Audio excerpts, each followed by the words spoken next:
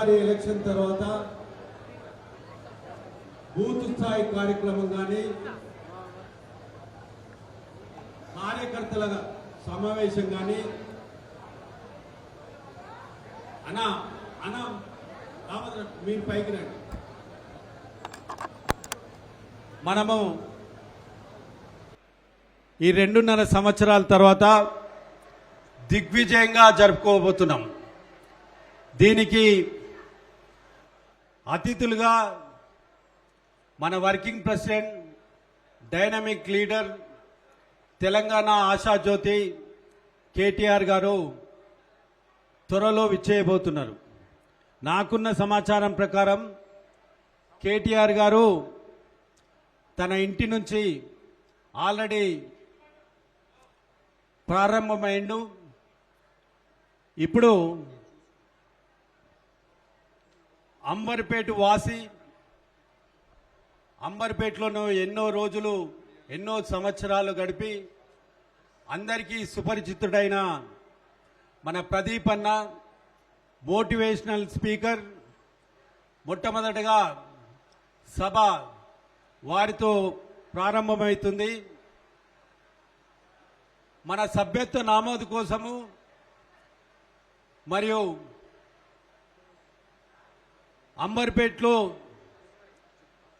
BRS party ప్రతిష్ట పెంచడం కోసము మన హైకమాండ్ కేసీఆర్ గారు మనకు అన్న దామోదర్ గుప్తను పోలీస్ హౌసింగ్ కార్పొరేషన్ చైర్మన్ గా 2 టర్ములు చేసిండు అన్న. అతన్ని అపాయింట్మెంట్ చేయడం జరిగింది. 4 టర్ములంట. 4 టర్ములు తను పోలీస్ కార్పొరేషన్ చైర్మన్ గా మన ప్రభుత్వం ఉన్నప్పుడు చేసిండు.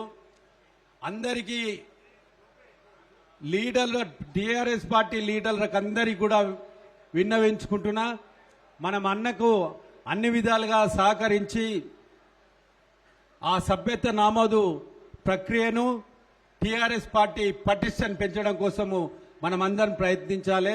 తన ఆధ్వర్యంలో ఇదంతా ఈ కార్యక్రమం జరుగుతుంది. అన్నిటికన్నా ముఖ్యమైనది, నేను ప్రతి డివిజన్ మీటింగ్లో ప్రతి ఒక్కరికి విన్నవించుకున్నా, మీరు ఏమి అనుకోకండి ప్లీజ్. ఎవ్వరు కూడా నిలబడొద్దు. ఎంత పెద్ద లీడర్ అయినా సరే, అది శేఖర్ అయినా సరే, ఇంకోరైనా సరే, ఎవ్వరు కూడా నిలబడొద్దు. అప్పుడు కొందరు ప్రముఖమైన వ్యక్తులు ఎవరైనా ఉంటే ఇక్కడ స్టేజ్ మీదకి పిలిచిన తర్వాత కొన్ని సీట్లు ఖాళీ ఉంటాయి కాబట్టి ఇక్కడికి వచ్చి మీరు కూర్చోవచ్చు. కానీ వెనుక నిలబడ్డ వాళ్ళకందరికీ చెప్తా ఉన్నాను, సభ ప్రారంభం మొదలవుతుంది. మీరందరూ మీ సీట్లు ఆక్రమించుకోండి.